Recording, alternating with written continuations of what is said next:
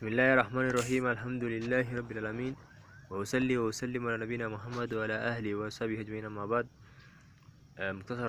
مختصر سيرة الرسول by Muhammad Abdul Wahab. The departure of the Prophet ﷺ for a type.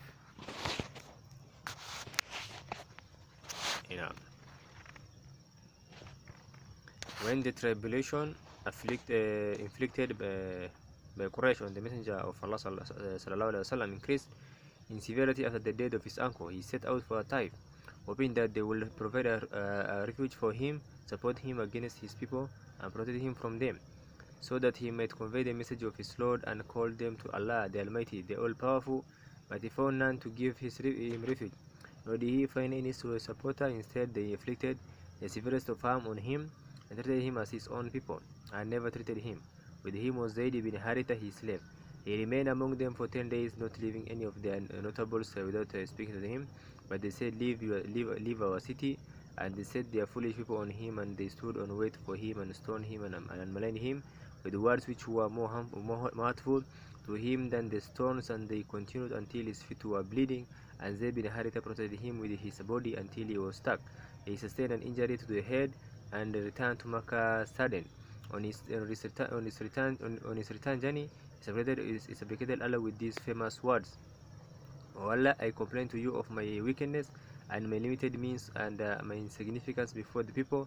You are the Lord of the weak, and you are my Lord. Into whose hands will you leave me? A distant relative who silently frowned at me, or to an enemy who has taken control of my affairs? But if your wrath does not fall on me, then I do not care. Your favor is sufficient for me. I seek refuge in the light of your countenance, by which the darkness is eliminated, and the affairs of this world and the hereafter are set aright, that you send not upon me your wrath or your displeasure. It is your right to scold until you are pleased, and there is no strength and no power save in you." Then Israel sent the angel of the mountains to him who sought his permission to bury Makkah beneath Al-Akshaban, and they are the two mountains between which each is situated. But he said, "Yeah, but no, I will give them a respite that happily Allah will bring forth from their progeny those who worship him and not associate any partners with him." When he stopped in Nakhla on the return journey, he stood in prayer at night for as long as willed, and Allah sent him a number of the jinn, and they heard his recitation, while the Messenger of Allah remained unaware of their presence until it was revealed to him.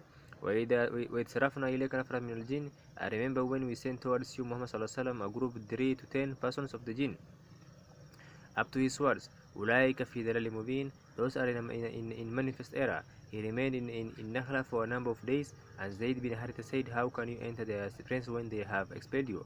Meaning Quraysh. And he replied, "O Zayd, very Allah will provide a release from what you see, and Allah will support his religion and make his prophet victorious." Then he arrived at Makkah, and he sent a man from Khuza to Al-Mut'im bin Adi with the message, may enter under your protection." And Al-Mut'im replied, "Yes." Then he called his sons and his tribe and said, "Don't your weapons and station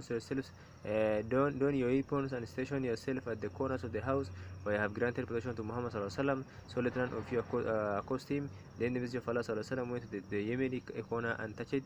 Then he offered 2 rakas of prayer, after which he proceeded to his house, while Al-Mut'im and his sons guarded him with their weapons until he had entered his house.